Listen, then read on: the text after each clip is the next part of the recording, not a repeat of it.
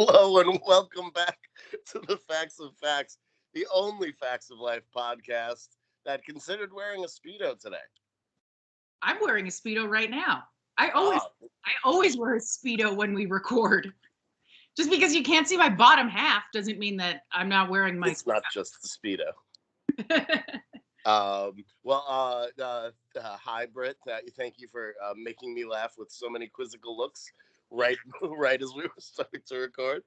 Yeah, no problem. This is a quizzical episode. I wrote down batshit. That's a word for it. It's definitely one of the most memorable episodes of the show, I think. This was on in 1983, and this was for little girls, as I always say. And this is aside, if we just leave aside the first season of all the craziness that happens in that, where like one little girl almost dies, and then I guess in the second season another one does die, and the pregnancy scandal and the abortion scandal. But this episode is so bizarre. And the thing is that I don't want to give it away quite yet, because it's funny to just sit on my egg of what the whole deal is with this fucking episode is. But it uses Mrs. Garrett's birthday as a way to make Blair think about her feelings about things. So this isn't really like a Mrs. Garrett episode. Mrs. Garrett's in it a lot, getting a lot of fun, weird shit to do, of course. Yes. But this is a Blair episode. Absolutely. It's disguised as a Mrs. Garrett episode. It's a Trojan Blair. It is a Trojan Blair. It's a giant wooden Blair that has Mrs. Garrett inside. Reverse. No, Mrs. Garrett, and it's a giant wooden... It's like a giant Mrs. Garrett's hairdo. Yes. And Blair's stuck inside saying, "Let me out, let me out." I think they're all saying "let me out" at this point. Yeah. All right, so it's called "I'm Dancing as Fast as I Can." It's episode 8 of season 5, directed by Azad Khalada, of course, who got into some handheld work this episode. Yeah. The direction wasn't bad. It was fine. Yeah, there was nothing bad about this episode. There was only good things. Okay. And it was written by Facts of Life 1 and Dunner, and I apologize for the pronunciation of his name, Jim Geoghan. It's Geoghan. Geoghan. I don't know. I feel like we're in I Love You Man, and I'm like, "Hey, Jobin." Hey, Jobin. So he got his start in the 70s as a stand-up comedian, actually rising to a significant prominence where he was able to open up in Europe for musical artists such as the Beach Boys, the Commodores, Frankie Valli and the Four Seasons, and the Righteous Brothers. So old people must have thought he was great. Well, you sent me a photo of him. I did. That he uses, which presumably he did this himself. He uses this photo of himself in his IMDb profile as his primary IMDb photo, and it is shocking. Yes. If we go back to season 1, what was the name of the headmaster in that one? Mr. Chinese Food. That was Mr. Bradley. Mr. Bradley. So in Mr. Bradley's primary IMDb photo is a shot from The Facts of Life where his nipples are completely visible. Yes. It's like a wet t-shirt contest, and you can see them. It's like the nipples are more prominent than his own eyes. And you know that he looked at that picture and he's like, "I've never looked sexier. That needs to be my primary IMDb photo." Yeah, and so, but this one... Jim Geoghan went the other way. He put up the most grotesque photograph of himself I think I've ever seen of a human man. However, it is also a very professional, well-shot, saturated with color, crystal clear. Seems like It was for something, and okay, let's describe it. He looks like a old, homeless, sun-drenched, Jesus. dreadlocked white man that lives on Venice Beach and has not been indoors for about 6 years. Yeah, he has a he probably he has a drum circle that he runs, you know. He Uh, has tribal tattoos everywhere, but they don't line up or look good. yeah, that's this guy. And it's shocking. But It is weird. and the thing is that so when I just wanted to confirm that I was watching the right episode, so that I went to IMDb just to check to make sure that this was the guy, because I was like, that's the way to do this. So I was like, yep, that's our guy. And then I just did like a really cursory scroll through his credits. Jesus Christ, he wrote Yeah. so much. Yes, TV career. he had quite a good TV career. He started on Too Close for Comfort. This is his second gig. Then he ends up doing more than a dozen Silver Spoons. He does Punky Brewster, Mama's Family, Three's Company, the Gary Shandling Show, Boys Will Be Boys, which I think we talked about before, which was the Matthew Perry is visited by his future self. And then they were like, we don't like the future self. We got rid of the future self. We changed the name to Boys Will Be Boys. He did a ton of those. He did the Van Dyke Show. He did Kate and Allie, which, I mean, God, I love Kate and Allie. Amen. A boatload of Family Matters. Yeah, a lot of Family Matters. A lot. And then he created The Sweet Life with Zach and Cody and its subsequent spin-offs, which allowed him to focus on his real love, which is the theater. That's right. He's done several plays, many nominated for awards, including recently Ugh, the Caveman musical. Maybe that's what this is. That's the photo from this. He doesn't look like a caveman, though. Like, he was, like, dressed in modern clothing, and I just feel like I never see, like, cavemen have the dreadlock look. But maybe he was being a caveman for the play. It was press. Wasn't there was a Brendan Fraser movie where he played a caveman who basically looked like that. Encino Man was, like, one of the hottest men, and Jim Jogan does not look like Brendan Fraser. No, I call bullshit. Okay. Yes. He has a personal quote on IMDb. Yes. They don't call it show friendship. They call it show business. I think that is probably one of his many tattoos. I feel like you could have dropped the second half of that. We talked about his IMDb photo, and I thought it might be for a part, but he only acted in like one 1994 episode of Family Matters where his name was Mel Diamond, and I just don't think that looks like a Mel Diamond. It doesn't look like a Mel Diamond. It looks like a Mel Diamond minor. Sure, yeah, no, that makes sense. I'm for that play on words. All right, so shall we open? Shall we get there? I just want to go to Wedgwoods. Yeah, where do we open? Oh, we open in the living room, by golly. We don't even see Edna's edibles in this episode. That's because I think they turned it into Wedgwoods. Yeah. Anyway, or they needed part of it to turn into Wedgwoods. We open the living room to Toots is begging Joe to tell them where they're taking Mrs. Garrett for her birthday. And she does a teeny weeny bit of foreshadowing when she says, just give me a teeny weeny hint.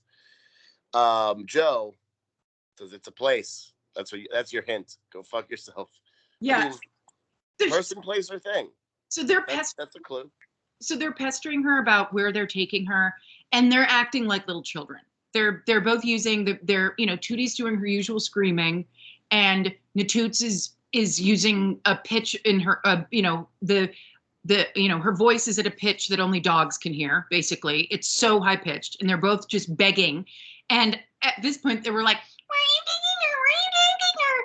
And I was like, I assume jail again, because they brought her to jail and her, for the last birthday that we celebrated for Mrs. Garrett. That is true. Stolen Hawaiian shirts. So after minimal prodding, Joe actually does give in. Yeah, but we get a lot of, Joe, please, Joe, please. Yeah, she says like the information is gonna be all over Eastland in 15 minutes, and Nat's like, no, it won't, and Trudy's like, yeah, Absolutely. I mean, we could definitely like do that. Like if you cover dorm A and then I cover dorm B, we could knock this out in an afternoon. we can pull this off, no problem. But Joe finally says, no, we're going to Wedgwoods, which makes Natalie screech Wedgwoods. Yeah. And then Joe's like, shut the fuck up. You're going to ruin the surprise. Yes, and Nat understands why she can't go. She'd literally explode all over the place, and there would be eaten, digested birthday room cake all over the strippers. Can't have that. They're going to feel it's a male strip club, so they're going to activate sensations and feelings that they haven't even felt yet, that they're just going to explode in this orgiastic splendor. Yeah. I mean, they are. Would you trust Natalie in a male strip club? Absolutely not, because Natalie basically asked Joe to kind of break a cardinal rule about going to a strip club, which was make sure to take pictures of the dancers. Make sure to take pictures. You need to make sure you have pictures. I need to jerk off later to your trip. I mean, yes. And that is so, like, shit, they even had a flash. Like that, it just would never happen. Anyway, I just want to pause it here. So let's just reiterate. Blair and Joe decided it was a great idea to take their old lady roommate / boss to a male strip club for her birthday. Yes. Not really even passing that by Mrs. Garrett beforehand, being like, floating the idea, being like, might you like to have a exotic night out or blah, blah, blah. No, it's just we're making this decision without you knowing, right? I think that's how it happened in the 80s. There was always at least one person in every party at a male strip club who does not know how they got there. So, okay. And I just wanted to pause here because the funniest thing is that obviously this is a ripoff of Chippendales, which was established in 1979 in LA. But the funny thing is that it's called Wedgwoods. Do you know what Wedgwood is? It's a type of china, right? It's fine. It's incredibly expensive, fine English china. So Wedgwood was created in 1759 in Burslem, Staffordshire, by a man named Josiah Wedgwood. And he was a big potter. He kind of revolutionized it because he was able to, I don't know, he had a different technique sorry about that, with combining colors into the clay itself. So it was revolutionary. Anyway, this guy, Mr. Wedgwood, was, Charles Darwin is his grandson. This shit is used in Buckingham Palace. Like Queen Charlotte decided that she fucking loved this stuff and like had it in, forever. It's like the Wedgwood was then known as the, he was like given a royal order as the official, monarch's potter or something like that. But anyway, it's used in, as I said, by British monarchs, the Vatican, the Kremlin, and the White House. So the fact that they named this strip club after this is so insane and bizarre. Well, I have two theories about it. Mm-hmm. One is, what do you want those male strippers to do? Wedge their wood into your body. Absolutely. And two, there was actually a female strip club in New Jersey called Wedgwood. Ah, well, that's the reason. It was in Washington, New Jersey, and it supposedly has great food still. Ah, well, that's interesting because it's funny because, obviously strip clubs are, most people, I think, not most people now, but I do think that stripping was regarded as a, seedy affair, right? Chippendales, I think, was, remarkable in that it was for women, right? And it was basically to pleasure them. And they were named after furniture, the Chippendale furniture that they had in the club in LA. Not the Chipmunks. Is that what they are? Are they squirrels? What are they? Chip and Dale? The Chip, chipmunks? Chip, yes, chipmunks, Chip I and Dale. understand that. I would think that, but then I was like, well, there's Alvin in the chipmunks. Why did everybody do chipmunks? There's like no squirrels. I don't know. Scrappy squirrel? They're, I don't know. Anyway, so um, so Chippendales was basically created so that it was the guy who started it, whose name I didn't write down, but he basically described it as Disneyland for women. It Mm-hmm. focused on giving women a good time, because this was like basically an underserved market. Women having men lasciviously give them lap dances, right? But you did mention the fact that that Wedgwood in New Jersey is known for its very good food. There's a place in New York, and it might be the Hustler Club. I think it is the Hustler Club, which, again, Hustler is very famous because they do full frontal nudity in their magazine. I don't think they have a full frontal license in New York. But to be fair, even Playboy did full frontal. It was more that Hustler would go inside. Yes. But what I was going to say is that the Hustler Club kind of reinvented themselves in the mid 2000s as a place, obviously, like during the financial boom before the financial collapse in 2008, like this is what Hustlers was about, right? So it was actually very, very well known as a place to get incredibly good food. So like the New York Times reviewed the Hustler Club because it's an amazing steakhouse. Because if there's one thing I want to do, it's eat a huge amount of meat while getting a lap dance. It does not sound bad to me. It does sound bad for you, but I like meat.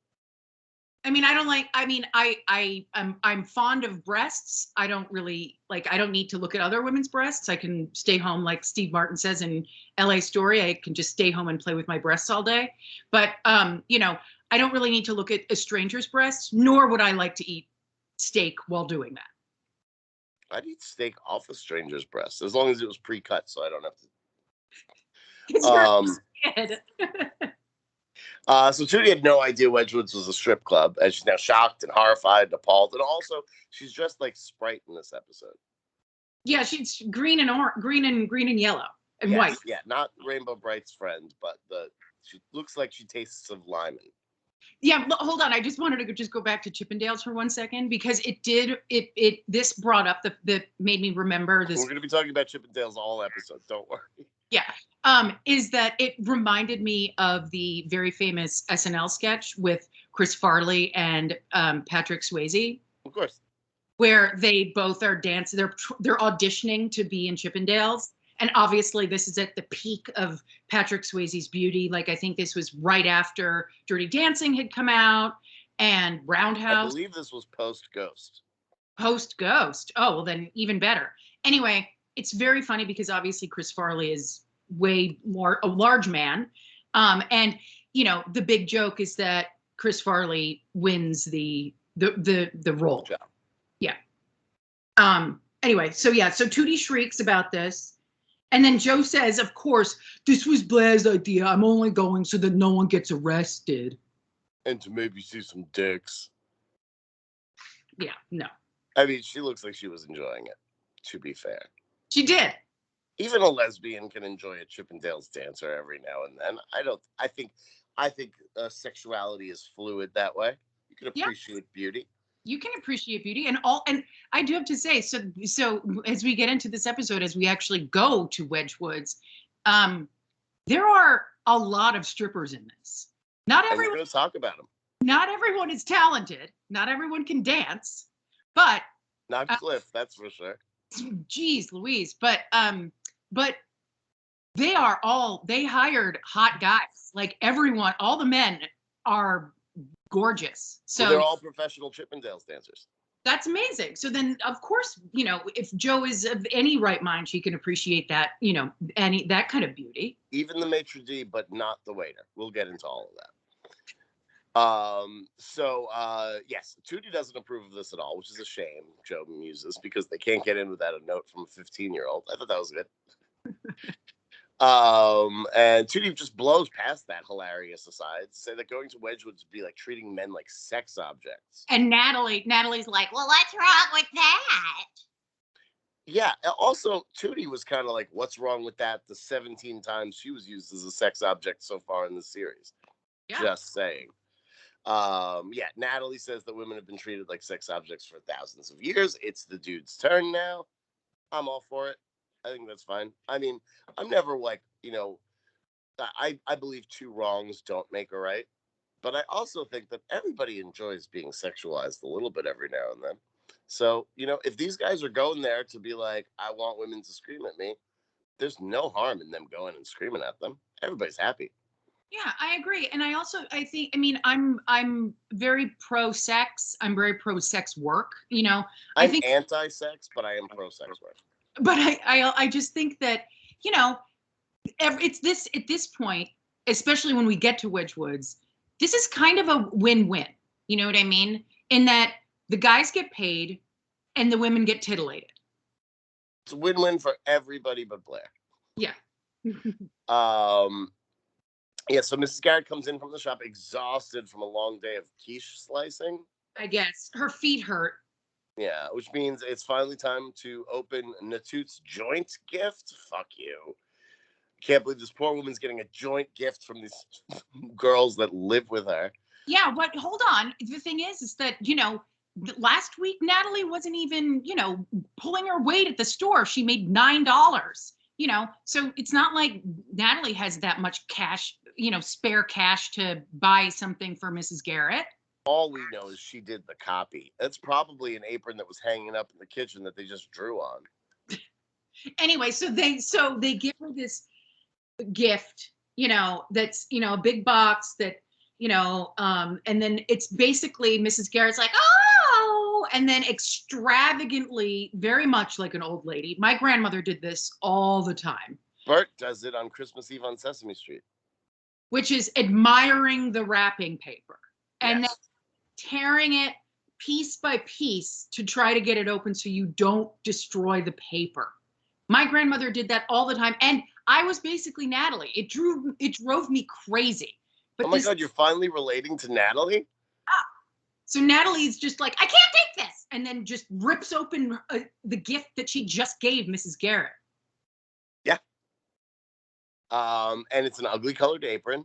Oh my God, it's so ugly, and it's like this shitty homemade apron that barely has Mrs. Garrett's face on it. I mean, I thought I wrote it was a fantastic caricature of Mrs. Garrett. And that if Tootie's able to draw these, that should be her career, not acting. Yeah, true. Apparently, Natalie felt it necessary to take credit for the copy, which reads, Tootie's apron barn. What? Tootie's apron barn. Yes. So, so Natalie is very proud of the copy that she wrote. Quiche me, you fool.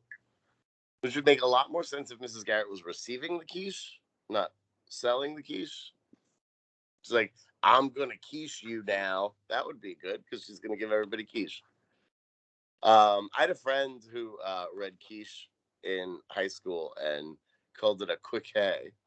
I think about that a lot. And he also pronounced melancholy melancholy.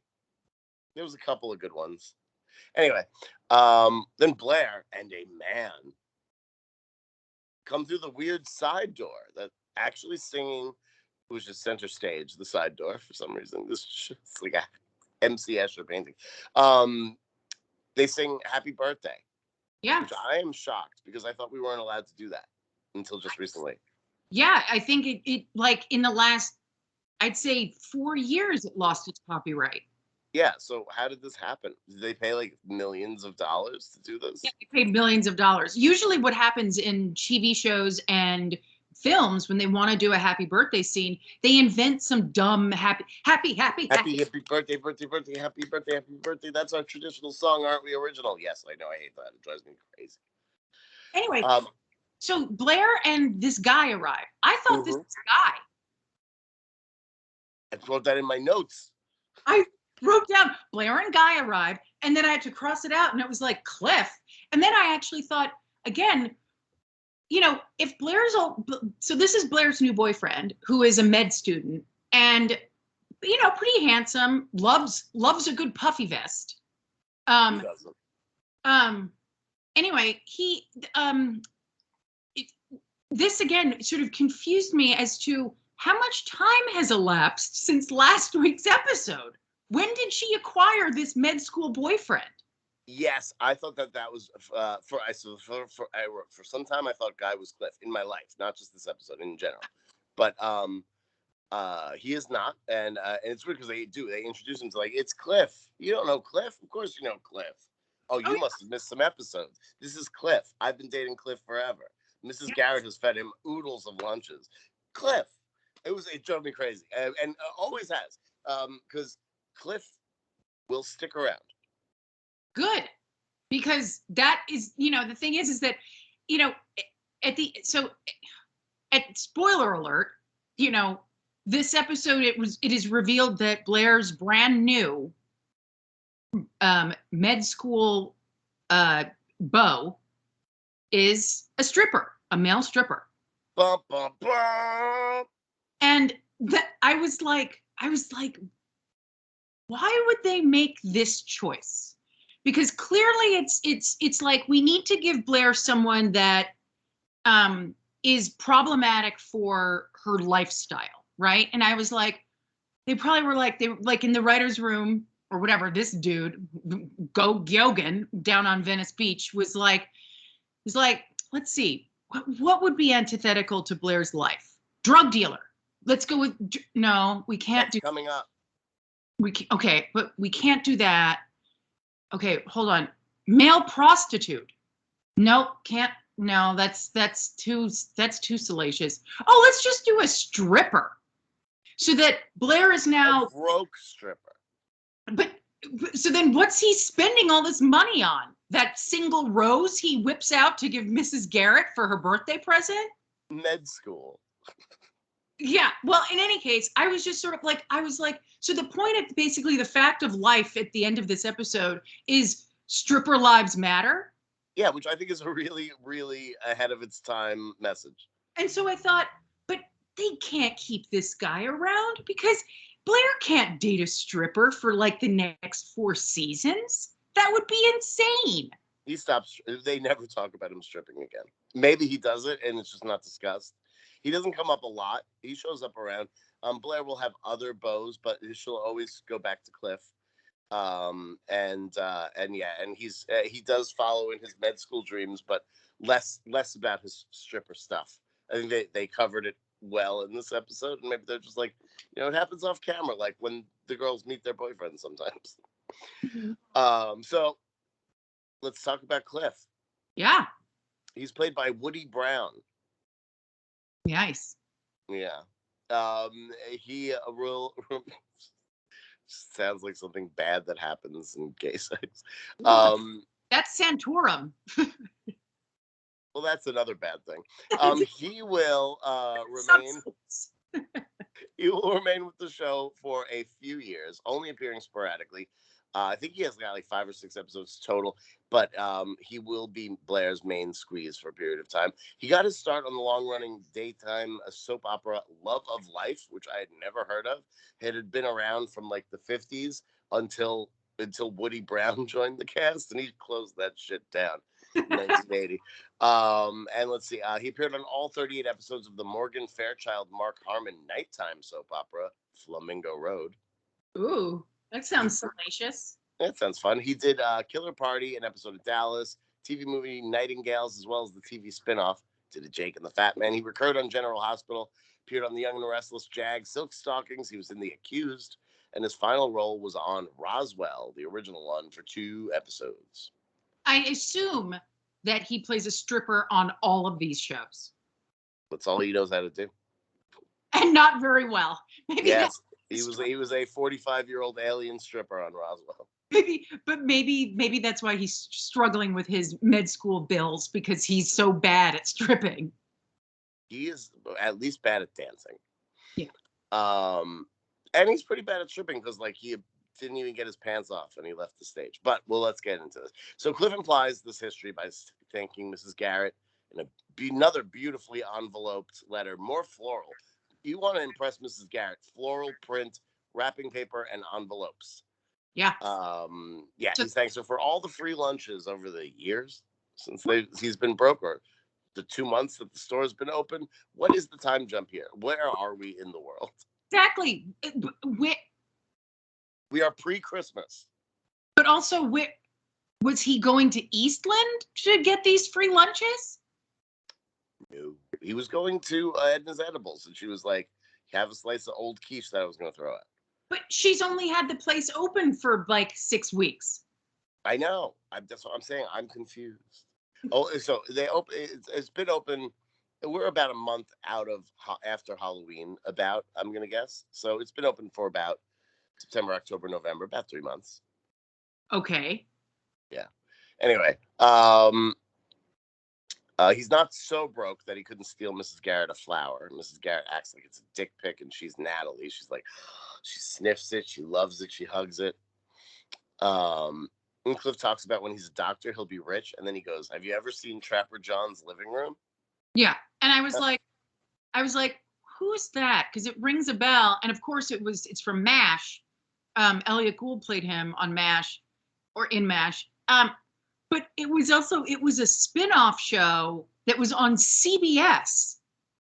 Why is this show pimping another show on another network? It's very weird.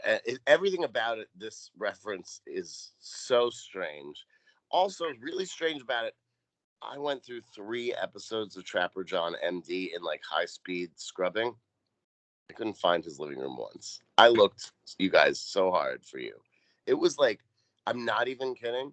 I was doing my notes. I spent about a half hour looking for his living room. And I was like, it is 3:30 in the morning. I'm going to finish my notes. I finished my notes. It's now 4:30 in the morning. I have to be up at 9. And I'm like, one more perusal. I'll pick one more episode. I'll look for one that has a name that sounds living roomy. No, nothing. I don't know. I'm sure it's great. The show lasted 7 years. It takes place 28 years after the events of MASH. Well, it's a medical procedural. So Yes. of course you're not going to see his living room. You know, Yeah, but then why are you referencing his living room? who knows? Was there no medical procedural on this network? I mean, it's a different time. They weren't as many as back as they are now, but I don't know. That was not a question I researched, so you've caught me with my pants down. You can see my Speedo. Anyway, so Blair boasts about how he's gonna find the cure for some dread disease. Yeah. Is that how they used to say it? Like liver spots. Yeah. You can say dread. I mean, I know, but it sounds like you should say dreaded disease. Yeah, but I think dread sounds way more formal and, old timey. I just wasn't sure if that was an expression, like people call dreaded diseases dread disease. I don't know. Anyway, that liver spots are the silent killer of the Warner family. Yeah. They laugh at how cute and adorable and nauseating they all are. Mm-hmm. Mrs. Garrett comes back from vasing her new favorite rose and tells Cliff that Cliff tells Mrs. Garrett he doesn't know where they're going tonight, and she doesn't either. It seems weird that Blair didn't spill the beans of her boyfriend of questionably several sandwiches ago. Well, I don't know. I mean, it's a different time. It's 1983. It's Blair Warner. She didn't even use her own name for the Wedgwood reservation. She used Blair. She used Joe. So, like, I do feel like, Blair's still being kind of coy because she's like, oh, it's so cute how poor he is. He rides the bus. Oh my gosh, he's so cute. So I don't think she wants to be like, yo, I'm going to this strip club tonight with my old lady roommate. That's literally, if I was doing that, I would tell strangers on the street. But that's me too. But Blair is a different beast. She sure is. And Natoots almost spills the beans. Yeah, because they're like, he says, and so as you said, Cliff nor Mrs. Garrett know where they're going, and then Natalie goes, we know. Yes, they spill the beans that they know what the beans are, yet they keep the beans clutched firmly to their chests. Cliff has to leave to study, so he wants to kiss goodbye. Blair makes everyone turn around so she can kiss him on the ear. It's so weird. These Yeah. two are just dripping with chemistry. Also, the thing is that it was so weird because the blocking of this is Mrs. Garrett, Natalie, and Tootie all standing in a line while Blair is talking to them. Cliff is next to her, right? Like looking at her back. And she's like, because Cliff needs to go now. And she's like, I need to say goodbye. Could you all please turn around? And then the three of them turn around to give them privacy. But Cliff also turns around because he's hilarious and adorable. Because I guess he's a literal minded moron. And then I thought he was being cute. And then later on, everyone, it's like, Joe's like, so what's the problem with him? There got to be something the matter with him because he's cute and he's smart. And Blair's like, there can't be anything. And then it turns out to be Strippergate. Yes. Well, Blair, Miss Garrett heads up to get dressed for Mystery Night. Maybe rub one out with that new rose she got. It's all about the floral today. Yeah. And Joe grills Blair on why she's dating someone who is poor. Yeah. But Natalie deduces that Blair is a woman in love. Yes. And Joe concludes there must be something wrong with him. That is likely an axe murderer. Then Tootie's really dancing on the edge when Mrs. Garrett worries that she doesn't have a thing to wear. And Tootie replies, then you'll feel right at home. Exactly. Really should have gotten it after that hint, but oh well, we're going to get it now. But also, what does Tootie think that when you go to a male strip club, you also, as an audience member, also take your clothes off? I do. So is this an orgy? I try to encourage the universe to turn it into one. So, but again, it's Blair, Joe, and their elderly old lady roommate all going to an orgy. I feel like Charlotte Rae would take umbrage to the fact that you called her an elderly old lady roommate. It's like, one is enough, but two is just being mean at that point. Anyway, so we are in Wedge Woods. Holy shit. Yeah. And the music is bumping. It sure bumping. Is. The other thing, so they enter and it's like, it's basically sort of similar to, Chippendales in that they basically sort of have the like famous cuffs and collar. It's the collar, but suspenders. And they're all shirtless. And at least one of them definitely looks like Tom Selleck. That's the most famous Chippendale of all time. Ah. Yes, we'll talk about him in a second. Literally. So we get there. Joe's pissed that Blair gave them her name, but I'm impressed that they were like, oh, Polnichek? Yes, I've got you right here. They weren't like, no, I've got a Polnies now. Mrs. Garrett looks wowed. Oh, Mrs. Garrett comes in and it looks like she literally does look like an elderly old woman at an orgy. She's so excited. It's like her eyes, it's like her eyes turn into giant saucers and she's just like admiring the finery. She's like looking up. She's looking at like all the plants and all the decor. And then like she sees these half naked men and she's just like, oh shit. Thank God we're doing this for my birthday. Like, sweet. Thank you, girls. 2 fucking 18-year-olds are like, we know what you like. We know what you like. I would be so excited if I were her. So the hunky maitre d' comes over. Yeah. His name is Dan Peterson, and he's famous for being the face of Chippendales. As we said, he traveled the world promoting the Chippendales brand. He was known as Mr. Chippendales by Steve Banerjee, who's the owner of Chippendales. And after the scandal broke, he created a rival calendar called Skin Deep, which was apparently Steve Banerjee's idea. What scandal? So do you know about the Discovery Plus 3-part docuseries, The Curse of the Chippendales? I do not. It just came out about a month ago, and everybody's been talking about it. Oh. And 3 of our dancers are featured in it. Oh, exciting. 2 of our dancers had hits out of them on them. Oh, wow. Okay. Yes, Steve Banerjee tried to kill Mr. Dan Peterson, who was ice fishing shortly after making his new calendar called Skin Deep, which was blessed by Steve Banerjee. Um, and then hired somebody to shoot at him and his buddy who were ice fishing, and the bullets like grazed them, just missed them. They had no idea what was going on. They were freaked out. They had no idea that it was a hit. And they're not the only one. That's so exciting. Yes. So it's crazy that 3 out of 4 of the dancers are actually in this documentary. So these are prominent ones. They got the best of the best. No, you mean in this episode? In this episode, 3 Yeah. out of the 4 in this episode are in the documentary. So again, like, obviously this is capitalizing on the success of Chippendales, right? Yes. Make a very salacious episode of television. Why would they put this in a show for little girls? I don't know, but it definitely, all of the little gay boys that watched this show, myself included, were so thankful about this episode. And then it would like rerun on USA after cartoons at like 1 in the afternoon all the time. And it would always be like, oh, it's the stripper one.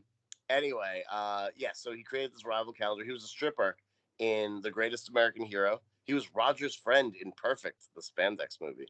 Ooh. Yes, and he's not the only cast member from Perfect that's in this episode. He played Mad Dog Reese in Mad About You, the movie, not the TV show. And he was in an episode of Hunter and an episode of 30 something, and that is his career. After a near incident where Mrs. Garrett toucan Sam's her way towards a random shirtless waiter, they are eventually seated and taken care of by Ken. Yes. Promises to give them anything they want, but if it's alcohol, he's going to need CID, and that sends Mrs. Garrett a gushing. Yeah, because Joe's like, we showed him at the door. And then he looks down at Mrs. Garrett, like gets like right in her face. And it's like, but young lady, I need to see your ID. And Mrs. Garrett's like, my ID? Oh, bless you. She basically creamed her jeans. Yeah, she loved it. Yeah. She absolutely loved it. Yeah, I said she went a gushing. We both had the same exact response. So Ken is played by Larry Poindexter, who is the only shirtless man tonight besides Cliff that is not an actual Chippendales affiliate. They had to give him the most words. Yeah, so he's an actual actor.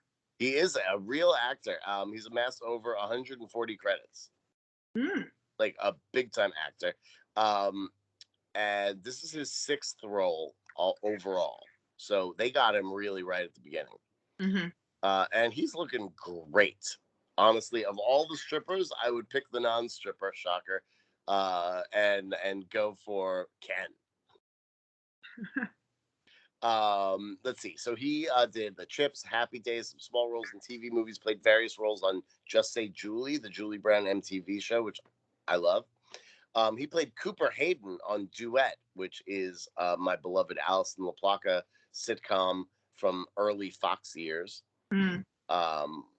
Between this and those 2 things, guy's basically a superstar in my book. Like, you're shirtless on Facts of Life. You sparred with Alison LaPlaca on Duet. I am 8 years old, and I've seen you work more than anybody in the world. Unfortunately, no one else's. He did an Alf. He did 2 Melrose Places, Murphy Brown's Sisters, Ellen. He was one of 3 hunky firemen on an episode of Friends where all the girls burn all the things that mean guys got them on Valentine's Day. Yeah, I remember that episode. He was on the John Larroquette show, which also starred Alison LaPlaca. That's right. Recurred on Hope and Gloria. He was a regular on the Portia de Rossi sitcom New York Days. He was in Party of 5, Jag, Style and Substance, which is the Gene Smart, Nancy McKee, and Martha Stewart sitcom. Oh. Yes. So he clearly made an impression on these young girls. Yes. He did an early edition. Ooh. I know you love that. Becker, Popular, VIP, Sabrina Teenage Witch, The Tick. He also did a Roswell. He did an episode of The Division with Nancy McKee, and so now I think they're best friends. Yeah, that has to be it. SWAT, Will and Grace, 12 General Hospitals, some Weeds, CSI Miami, How I Met Your Mother, Supernatural, Bones, Criminal Minds, Master of Sex, Selfie, Castle, 30 episodes of Days of Our Lives going from 1984 to 2018. Jesus Christ. But only 30 episodes. So you must be quite a impressive character. Most recently, he did Station 19 and All Rise just this year. Still Guy is working, and he's working for me. working. So he brings over a tiny cake. If anything could make him hotter, it's that. Wait, before we get to that, so they order their drinks. So they order. Yes, No, I so, do. I should have that. So they order their drinks, right? And Blair's like, I'll have a white wine spritzer with a twist. Joe goes, beer in a glass. And Mrs. Garrett's completely like, wide-eyed, as though she's never ordered a drink in her life. And looking at this man's naked pecs has completely she has lost the ability to think. So then he leans down back into her face and is like, well, we have the bartender's special, the hunk. And Mrs. Garrett's like, oh, what's that? And he says, everything is in it and in all the right places. You know how drinks have like special right places for things? Yeah. Anyway, it's tall, it's dark, and it will set you on fire. Oh my. And she goes, okay, I'll take a small hunk. And then I get delivered to her table. Yeah, the hunk was fantastic. And also not that small. And the only thing that could make Natalie more jealous of this situation is the fact that they were just brought an entire personalized cake. Yeah. So then, he leaves and they're like, do you think we embarrassed him? And, they're like, he's there for this. That's what he's here for, to be stared at. Trust me, he didn't get this job because he's fluent in 4 languages. And it's like, Blair, maybe he is. She didn't say he wasn't. She just said that wasn't one of the job requirements, which I think is fair for all waiters. That's true. But, how would she know? If the job requirement or if he can? Because if he can, she didn't say he couldn't. Well, the job requirement. I think that Wedgwood requires you to be able to speak Mandarin, Cantonese, French, and German. And don't forget that international language of sleaze, which our MC is an expert at. Oh, yeah. But I also have to say, so they bring the cake. Oh, okay. Before we get into this, I also want to just describe the, what Wedgwood's looks like. So there's a lot of like potted trees, to probably conceal Edna's edibles. There's a stage that's been set up. There's lots of tables of other extras, and it's very dark, right? Yes. And there are, again, a lot of shirtless men. But the other thing that I noticed is that I would say a good 75% of the extras in this scene are Mrs. Garrett's age and up. They are ancient. Like there's a whole table of like grannies. This is what they thought that's what the audience was going to be. They didn't realize that the audience was going to end up just being gay men. So he brings the cake, right? That has an actual candle in it. And he says he gives it to Mrs. Garrett, and it's a slice of cake and has a real candle. And he goes like, very seductively, like, make a wish. And, I think Joe kind of hassles her and he's like, you only get one. Make a she took like 20 minutes. She was like, yeah. And then Mrs. Garrett. Big dick? Do I want to see his big dick? Do I want his big dick inside me? How can I make all of my wishes be one wish? Maybe I could get all of these men to put their dicks inside me. Anyway, so then Mrs. Garrett finally decides on her wish. And then, like, sneeze spits out the candle. It's so disgusting. It's like, it's so gross. And, you know, the thing is that like in the last few years, especially obviously now because of like COVID and people just being more careful, but it's like, we've gotten to the point now where we don't blow out candles for group cakes because we don't want all of our gross mouth germs on everyone else's piece of cake, right? Yeah. You usually like use your hand or you put it on your own single slice and like what they did. But what Mrs. Garrett did was disgusting. It was like watching my cat sneeze. It was like, oh, and I was like, what's wrong with your cats? I was like, did Azad Kalata, was that the direction? Like, Mrs. Garrett, go bigger. We want to make sure that everyone knows that you blew that out. Like, she could have just gone, and the candle would have gone, the flame would have gone out. I wish Blair ordered an Azad Colada when she was asked what she was drinking. Yes.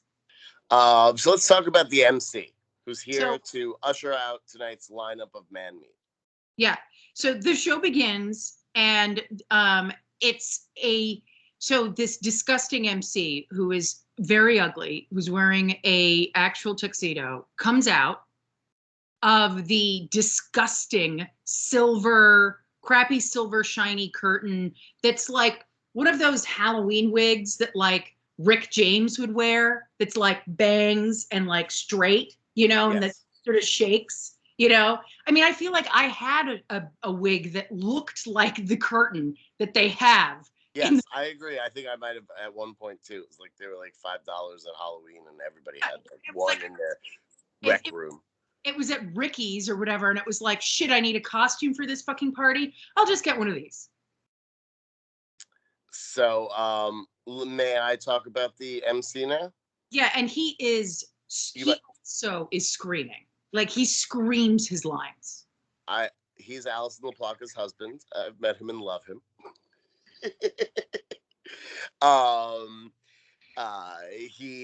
I attended one of his acting classes once, hoping to run into Allison.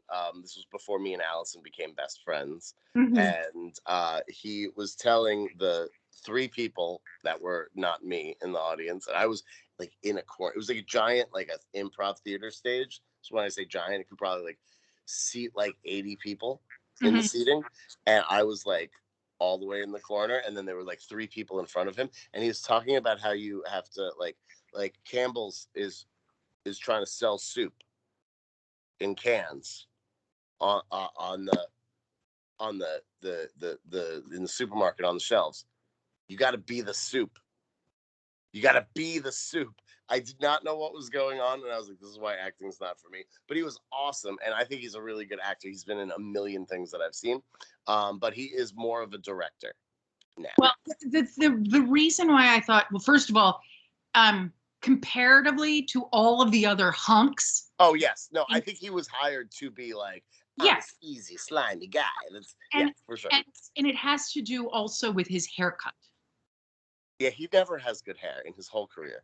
It looks sort of like Dan Quayle. Like it had this sort of like, or no, Michael Dukakis, this like odd puffiness to it on both sides. You know, like it was big. It was almost like Mrs. Garrett hair, but dark.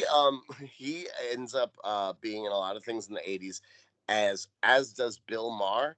And for me, their 80s looks are so identical that I would interchange them all the time. It was like a long time before, you know, they both ended up going in very different directions in my brain. But yeah, Philip Charles Mackenzie, Mr. Allison fucking LaPlaca, PCM, as I imagine his friends call him. He got his start in Dog Day Afternoon playing a doctor. And then 3 years later, he was an unnamed burglar in 3 episodes of The Jeffersons. How does that happen? How do you have an episode with a burglar for 3 episodes? And he never gets a name. No, but also then they used the same guy. I'm assuming it was like either a 3-parter or he was just like the burglar on the loose. I do not know. I was never a huge Jeffersons person, and it cost me probably my career. I know the story. Anyway, he did a Lou Grant. He did a WKRP in Cincinnati. He did Love Boat, Different Strokes, Three's Companies. He did an after-school special. He did Bosom Buddies, Heart to Heart, Cheers, Remington Steele. He was a regular on the Gary David Goldberg sitcom Making the Grade, which starred George Wendt and Allie Mills. Mhm. He did a Saint Elsewhere. He did Newhart. And then he was cast in the the HBO sitcom Brothers, which lasted for 115 episodes. And he played a gay man who comes out to his other two brothers who are very conservative, and they support and love him. And it was a good show. Oh. He immediately upon ending it, he joined the Duet spinoff. Duet was Alice in the Plaka show that also had our Cliff. Was it Cliff or was it Larry Poindexter? It was Larry Poindexter. My brain's melting. That's where he met and fell in love with Alice in the Plaka, as any sane man would. That was also Ellen DeGeneres' first sitcom. And then he recurred on Going Places. He was on the Twiggy Julie Haggerty sitcom Princesses. Did you ever watch that? No. They launched it with The Nanny. Ah, okay. So I watched it. Really interesting because I remember I liked them both, but it was The Nanny and then Princesses Wednesday nights, and The Nanny was I liked it. I liked Princesses. The ratings were fractionally different. It was like I'm gonna make up the numbers, but it was like one of them got a 2.2, one of them got like a 2.0, and within like 3 episodes they canceled Princesses, and I was like, The Nanny must be in danger too because the ratings are so similar. And then The Nanny lasted forever. So what was going on there? I don't This is know. something that I always have in my head. He recurred on the classic Tom Arnold sitcom, The Jackie Thomas Show. No. You don't know Jackie Thomas? No. Oh, amazing. So Jackie Thomas is like the host of a variety comedy show. And Alice in the Plaka is the writer's assistant. Dennis Boutsikaris, the head writer, and Philip Charles Mackenzie is the director. And he's obviously like a blowhard, and it's about everybody trying to wrangle him in. They aired it after Roseanne, and it was so good. And the way that they launched it was they had the cast of Roseanne going to Hollywood to see a taping of their favorite sitcom, The Jackie Thomas Show. I've definitely seen that episode of Roseanne, though. And then it segued right into The Jackie Thomas Show.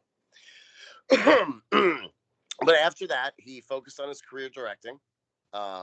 He directed a couple of Brothers, and then he did 2 open houses, and then he directed 5 episodes of Tom, the other Tom Arnold sitcom with Alice in the Plaka. There are 2. He did 22 Roseannes. He directed 7 Mad Men of the People. He directed 21 Frasers. He did some Ink, Just Shoot Me, Boston Common, Almost Perfect with my second love, Nancy Travis, The Simple Life, 10 Suddenly Susans, 12 Normal Ohios. You remember Normal Ohio? No. That was John Goodman moves back home to Ohio, where he is like the only gay in town. Weird show. And then he did Out of Practice, It's All Relative. These are sitcoms I absolutely love. Married to the Kellys with my third love, Emily Rutherford. And 36 according to Jim's. Okay, so you're gonna have to stop right now because you literally could have been making up I would say 3/4 of what you just said to me. You could have made up all of those shows.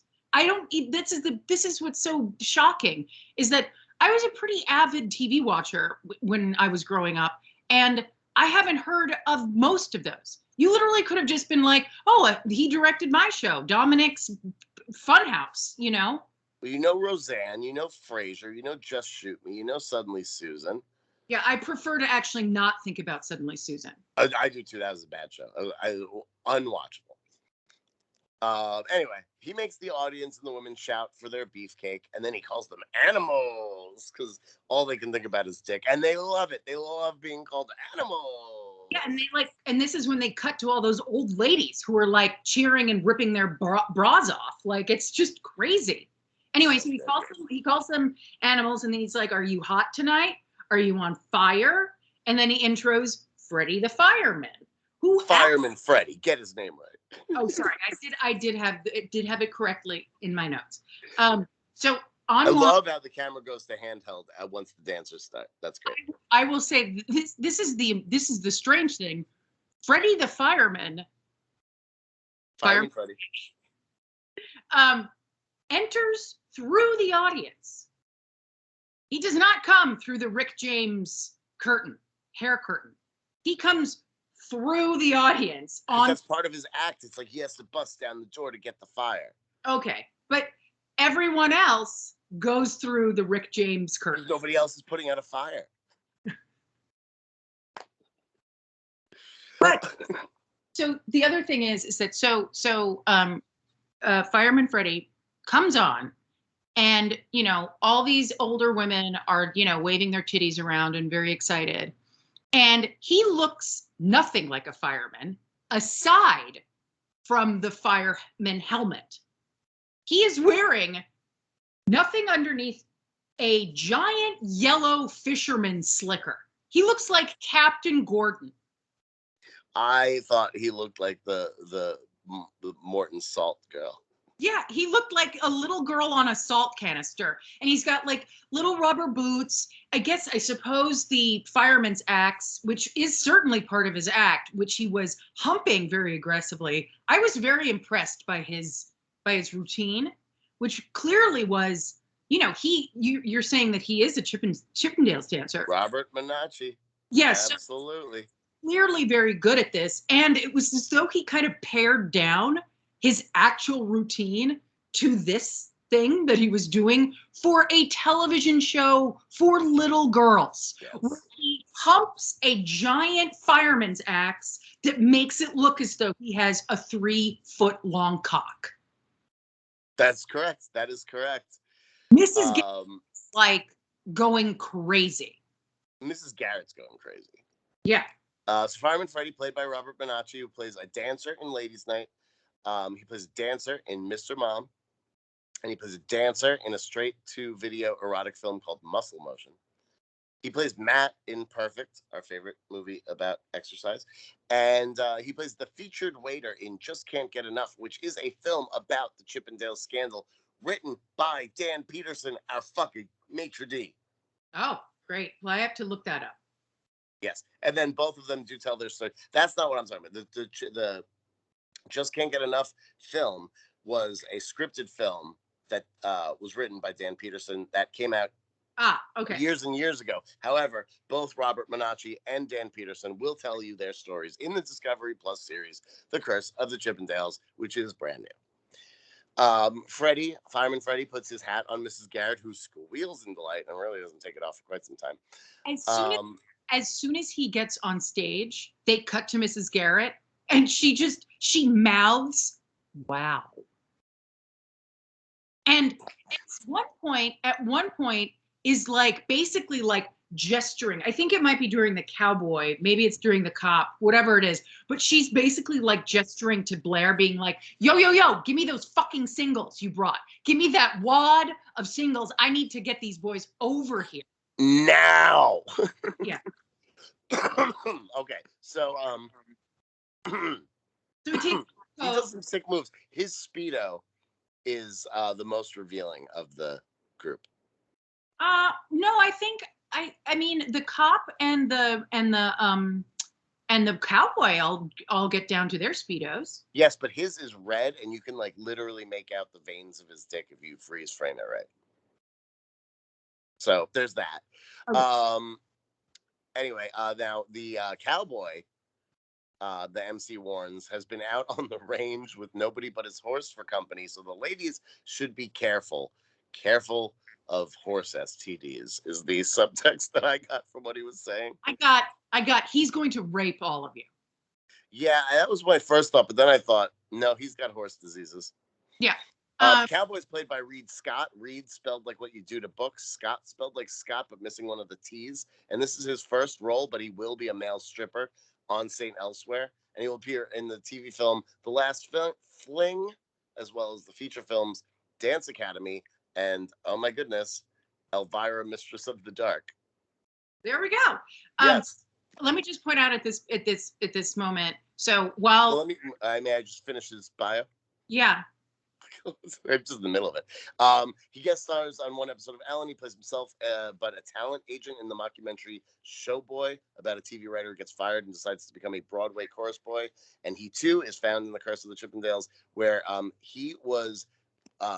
There was a murder plot where he was dancing and somebody was planning to inject him with cyanide in England. The guy was there, and Scotland Yard had to interrupt him while performing a strip show to say, get off the stage. Somebody's going to shoot you with cyanide. wow. Yes. So I just wanted to get that out. Now we can go back to his life, or his not life. Anyway, so Mrs. Garrett is, doling out her singles and, you know, um, you know, creaming her jeans repeatedly. Um, I guess at this point, Joe is taking photos Yes. at the camera at this moment. And I was like, God damn, like really, but also she kind of looks impressed. She's like, not so bad. Not these goods here, She's like, Joe liked the cowboy. Yeah. Cowboy was Joe's favorite. Also, did you notice when he bent over, the MC goes, how's that for an okay corral? Yeah. Oh God. But That's my favorite part of this. So he jumps into the crowd and gyrates like nobody's business, like in a way that like you would have to pay for at a strip club. But nope, you get it for free on the Facts of Life. He just shook all over the girls' table. Like he got some sweat in her hunk. Yeah, and then Mrs. Garrett stands up. This is where she's like, Blair, come on, give me the singles, give me the singles, give me the singles. And hold on, sorry. My cat is doing something bad. All right. Well, she's clearly drunk. She's screaming, "Yoo-hoo, over here!" And she's got all of her cash. He comes over and dips her and kisses her while she's still wearing the fireman's hat. And then she screams, "Hi ho, silver away," which is what the Lone Ranger says to his horse. And it's like, okay, lady, why are you saying that? But while she's also twirling an invisible lasso over her head. Yes, it's amazing. And there's a lot of subtext about people having sex with horses, if you ask me. Yeah, and that I suppose that they should be taking ivermectin at this point. The MC, or PCM, as it were, steps back to the stage to bitch about Mrs. Garrett being so drunk and ridiculous. And it's honestly, I wrote this, might be the best Mrs. Garrett impression I've heard outside of Britt's. I think Philip Charles Mackenzie is coming for you. And the fact that I could possibly one day put you both in a room and do a Mrs. Garrett off would, that's what I'm going to ask for my birthday. Okay. Yes, anyway, this is why he teaches acting. Yes. He's being the soup. That's what they call it in the business. Yeah. So he's backstage bitching and moaning about, the drunk Mrs. Garrett. And it's like, and he's just telling some guy whose back is to the camera, who's sitting in a chair. And then, he's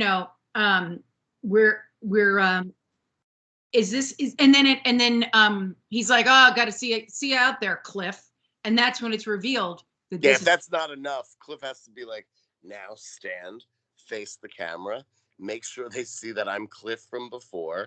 And just in case they think, oh, he's dressed like a doctor, he's probably there to perform some procedures on these dancers, do a little dance. Yeah. And the audience, but when it's revealed that Blair's boyfriend is a stripper, the audience is like genuinely shocked. They're like, what? It's such a good twist. It is a good twist. No. I think it's a good twist. But that was our commercial break. Yeah. And I'll say, I will say this. You know what? Stripping pays the bills. I think it actually would be, incredibly progressive had Blair actually kept dating Cliff. She does. Her pre-med boyfriend who's stripping on the side to keep Mrs. Garrett in single red roses. And out of all those lunches, though. Yeah. Anyway, so we are back from commercial, and Officer Bob is finishing up his routine. The MC tells us Whatever you say could be held against you, and he doesn't mean in a court of law. So everyone screams, Officer Bob's cock. Officer Bob exits the stage, but not before I get to give you some brief autobiographical information on the man who played him, and that is Hodari Sababu. He does not even have a line, Dominik. He has an interesting life. Okay. He is not in the Curse of the Chippendales.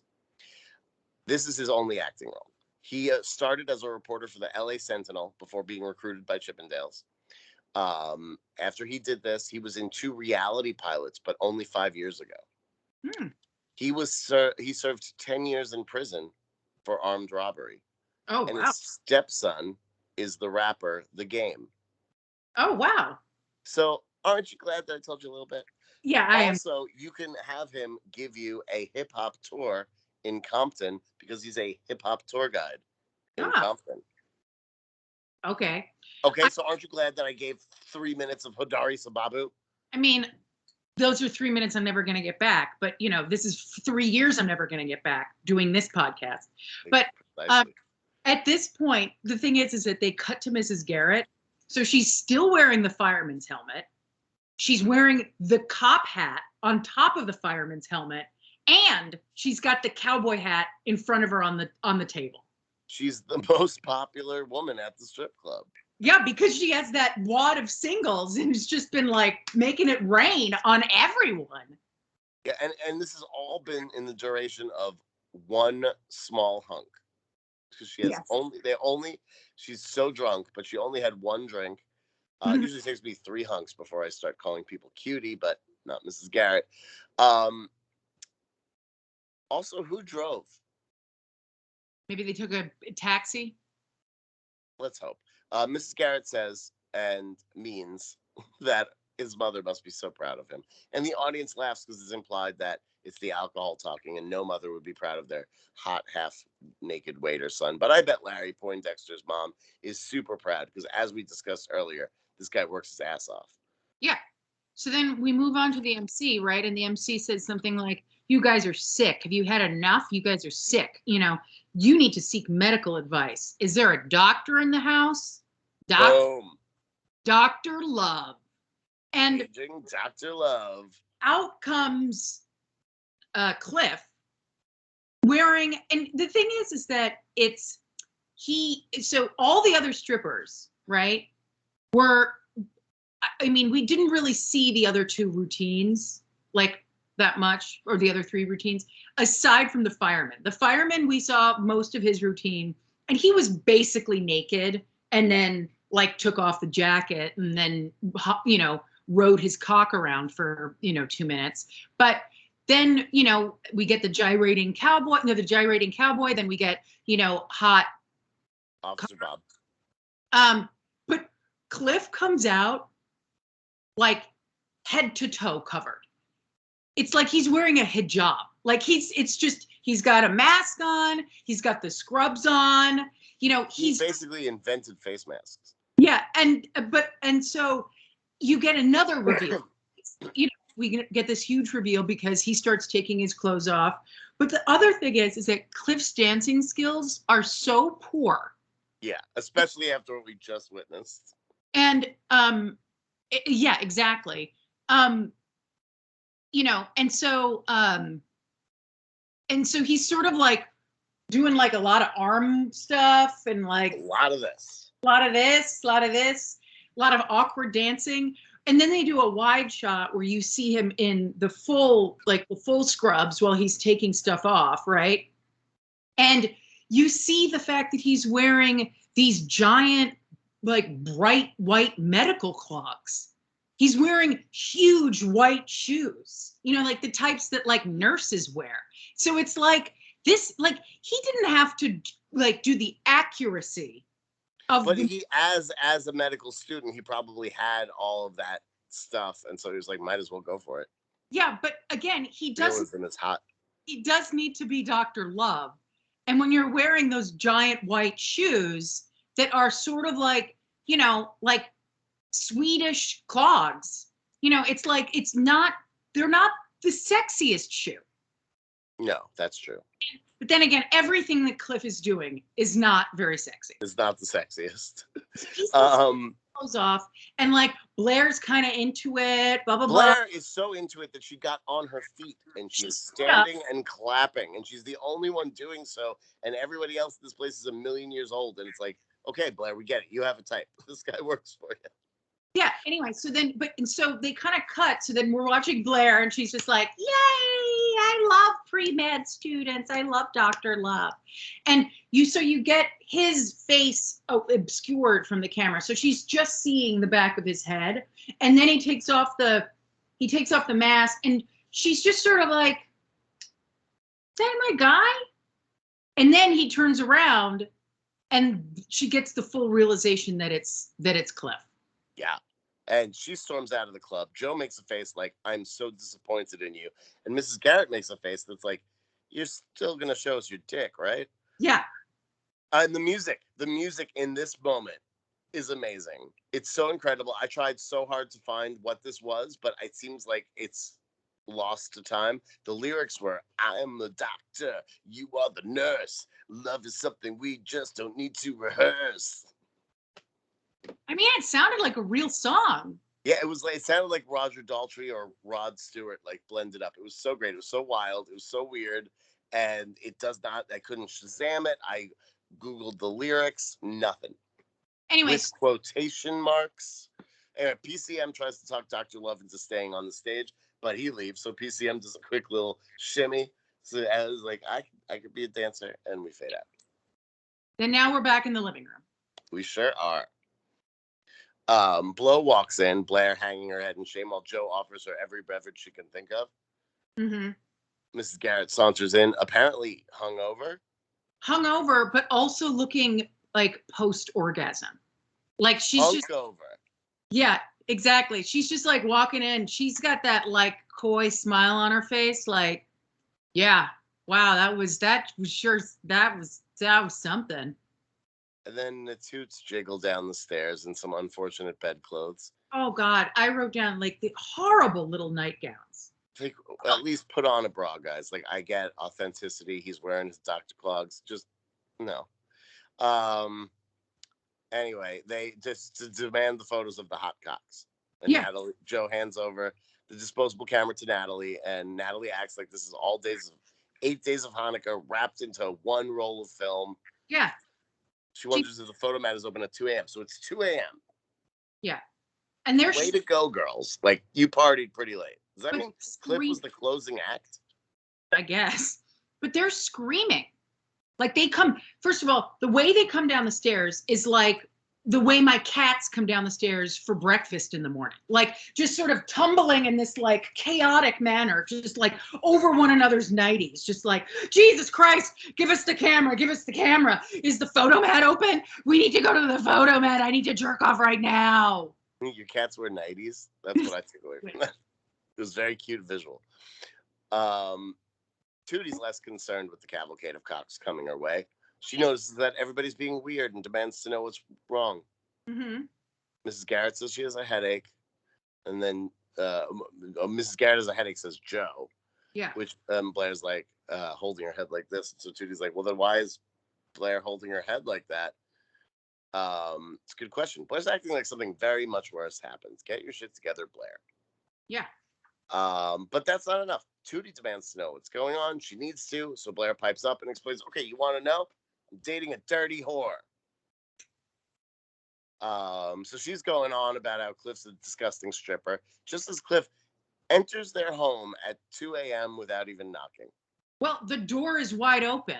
Oh, was it? Because I knew he left it open. I didn't realize that. I thought he left it open. I guess he continued to leave it open. No, Mrs. Garrett left it open. Yeah, she's drunk. Well, but again, it's 2 a.m. The other thing is, which I was thinking about this, which is this a problem, is that so they all come in at 2 a.m, right? And I don't know when Mrs. Garrett's birthday is actually, but they're all wearing fur coat. They're all wearing winter coats. Joe is wearing gloves, like she's wearing leather gloves. So presumably, it's cold, right? Yeah, we're in November. And so it's 2 a.m. They come home depressed, and they just leave their front door wide open? Yes, the door was driving me nuts. I just didn't catch it as soon as you did. I caught it when Cliff walks in. I'm like, well, shut the door, Cliff. I didn't realize that he was like, I'm just leaving it the way you guys wanted it. Yeah. Anyway, so he jokes if he knew that they were coming, he could have gotten them in free, which I thought was funny, but he didn't like it. Blair didn't like it. She's like, oh, Dr. Love making a house call. And Yeah. Natutsi sits down in a synchronized way and makes their drama is happening face. I love that. I love that moment. No, again, this is the sort of shit that I hate. I hate that kind of direction, because this is now those two little fuckheads rubbernecking during a bad moment in Blair's life.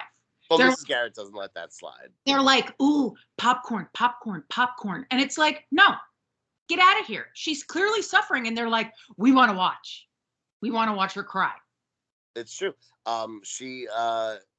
Garrett says, no, absolutely not. You're going upstairs. But she does let the front door be open wide at 2 a.m. So, like, what are you letting slide exactly? Mrs. Garrett says she needs them to go upstairs to put the safety cap on her aspirin. And Joe puts on some coffee because she's really on this beverage kick right now. Well, she gets the hell out of there. She's no, like, I know, but her excuse had to be beverage related. Like, all you talked about is beverages this scene. Chill out. The reason is because she's like, clearly this is going to be a long fucking night for support. We all need some coffee. And maybe you don't need nothing. Go away. Well, maybe she's watching Cliff and Blair have this breakdown. Yeah, that's true. Maybe she wants to watch. He tries to fess up to be fair to Blair. Be Blair fair.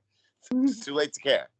Blair's concerned that all her mother's friends are, Wedgwood's fans, and they're going to be there all night and recognize him based on his package.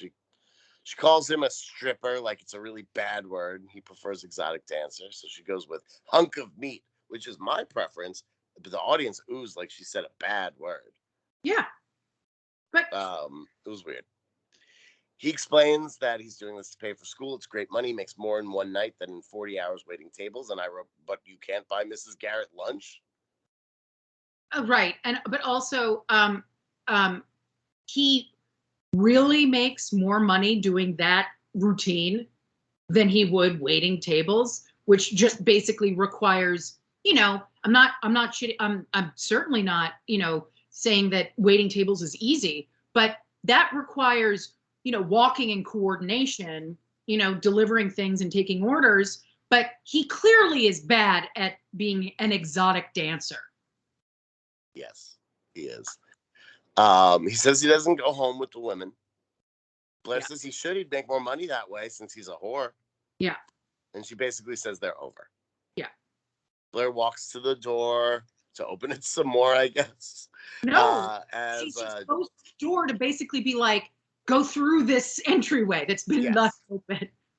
As a gesture to say, go fuck yourself and go home. But he gets it, but he's pissed about it. He wants to know what he could say to change her mind. She does not think there's anything. Thought he meant more to her than that, as she meant more to him. And he says, even if she made a big mistake, he wouldn't throw her out. And she's immediately thinking, does that mean I can fuck Fireman Freddy and it will count as a freebie? Or she can be a stripper? Yeah, he leaves pissed. She should be allowed to be a stripper. Yeah. I think that would be a good thing to confront him with. It's now 3 days later. For our postscript, Blair comes down the stairs and offers to help in the store, but apparently it's slow at Edna's. And the Toots are just playing tic-tac-toe with the cream puffs, which, Mrs. Garrett's okay with, despite how unsanitary it is. Okay, so at this moment, we're in the living room. Blair sheepishly comes downstairs, to sort of be like, basically the implication is she needs something distracting to do because she's been thinking over what's going on between her and Cliff. And she just needs like busy work or something to do, right? And Mrs. Garrett has like an ancient, old, I guess, calculator of some sort, that she's like typing, she's doing her like accounting or something. And Joe's sitting there, I guess, helping because Joe's kind of the business. Joe does the books. Yeah, she's doing the books. And like, So here's the thing. So then so Blair is comes down looking really depressed, and is like just basically being like, I need something to do, kind of. And and looks genuinely sad, over this issue that she's having with this guy that she was falling in love with, right? And this is the moment where it's like, this is the weird thing about this episode. Joe suddenly has this huge fucking bee in her bonnet about being like, she's like, yeah, you shouldn't want to take any chances with that fucking creep. Like, he's disgusting. He's a disgusting stripper, blah, blah, blah. And Blair's just sort of looking. Dr. Jekyll and Mr. Bearhide. Yeah. And was very pleased with this joke that she used to insult her friend's, semi-ex-boyfriend, I guess. But at this point, like, Mrs. Garrett feels the need to step in to be like, Joe, whoa, like, back up, like, calm down, like, put it to rest. But the thing is, Joe needs a mood stabilizer. She's been severing different things in the scene, and it's been 30 seconds. And that's the weird thing, is that this is the thing about Joe. She never fucking gets involved in shit like this. She's never the one that gets involved with, like, interpersonal issues between the girls. She's always the one who's like, keep your head down and ignore it, or that's none of my business, or whatever. But now she's like on this weird tear about Blair's boyfriend having a second job. Doesn't Joe need like 2 jobs herself to support herself at Langley College? Yeah. I think Joe's way out of line here. Mrs. Garrett does too, tells Joe to stop being an asshole, but she can't. She relays the events. Mrs. Garrett points out that they were paying and screaming and participating and enjoying, which sort of shuts Joe up. But Joe demands that Blair side with her, because there's a big difference between being a stripper and an audience member. And there is, but neither of them is right or wrong. No. A conclusion Blair seems to be coming to, and she offers a feeble but, and Joe just jumps down her throat. Yeah, for no reason. Yeah, Blair says she's confused, and Joe says there's nothing to be confused about. Say goodbye, turn off the lights, lock the door. But Blair's not ready to do that, which really steams Joe's claim. Joe demands that Blair hate the guy, and Blair's like, I'm not sure. Mrs. Garrett's like, she doesn't have to. Yeah. And Joe thinks she can one-up her. What would you think if your boyfriend was a stripper, Mrs. Garrett? Mrs. Garrett's like, I gotta go rub one out again with that flower. Yeah, it was literally like, and the thing is that they held on it for like quite some time. Mrs. Garrett milked this for like 8 or 9 seconds, where she's just sort of looking up in the sky, and she's like, and she goes, I'm thinking about whether or not it would be fun to have a stripper boyfriend. Would you have a stripper boyfriend? Sure. So if Peter decided to start stripping, and so say, Peter, I don't like my job anymore. Somebody came up to me and said, hey, I could give you not just the same salary, but even a little bit more for stripping, but women are going to be screaming at you every night, and on Thursdays it's going to be dudes. Are you okay with that? Yeah. Cool. I mean, if that's his passion, if that's what he wants to do, if it's making more money and he gets validation from it, and, he's developing new dancing skills, if he's, all of those things that's all great. I think I'm positive on all this stuff. I think that, I mean, I have dated a male stripper, and it was fun. I mean, I think some people would feel uncomfortable if their partner was being intimately touched by paying customers, sure. because that's, the Wedgwood situation. But I mean, no one's touching there. Yeah. But again, I think that, I'm not, I think that if that's what you want to do, if you're not pushed into it, if it's a choice, then go for it. The other thing is that I think that, as Natalie points out, women have been objectified for thousands of years, whatever. Why can't we objectify men now? Whatever. I don't, as what you said, like 2 wrongs don't make a right, but strippers are always going to exist. And, while I wouldn't say that Magic Mike, the first film, was my favorite film, Magic Mike XXL is one of the most pleasurable, sex positive, feminist films I have ever seen. It is obsessed with giving women pleasure and making them feel good. And that if that's what Peter wanted to do, make women happy, you know, or men, whatever, then that's great. I think it's incredibly empowering to be able to make someone feel special and seen and pleasured. That's a great thing, you know. So I think that, but maybe obviously this is controversial in 1983 when it's a 19-year-old girl dating a stripper. Fair enough. Fair enough. So the doorbell rings and Blair gets it, and it's Cliff. And I cannot believe that Azad Kalata had the audacity to make two scenes in the same location with the same people, with the same guy showing up at the same door, just back to back. Crazy. But he did, and they stare at each other for an eternity. I know. Until he's like, Blair, a million ellipses. I've been thinking about us. A million ellipses. Blair's like, so have I. A million ellipses. He's like, you want to talk? A million ellipses. And they're like, didn't we have 8 hours of stripper footage that we can pack this show with so we don't have to talk really slowly at the last second to make sure we make our 24 minutes? She says, yeah, they clasp all 4 hands. Again, and the weird hand holding thing. We did it last week. Was it last week or was it the week? Bootsy. What is this? This weird, I think the only time, well, not the only time, obviously, but one of the only times I've ever held both of my husband's hands at the same time in front of us like this was when we were actually getting married. Like, because it's an awkward thing to do. And it's like, he's like, well, do you want to talk? And she goes, yeah. And then they hold hands and that's it. Yeah, they freeze frame. The audience is confused, tries to figure out if they really should be applauding. This has been a weird day for them. They all saw all these strippers they weren't expecting to see. But they should applaud because that was a classic fucking episode. It was, as I said, batshit. I can't believe that this was pitched and NBC was like, yeah, this is a good idea.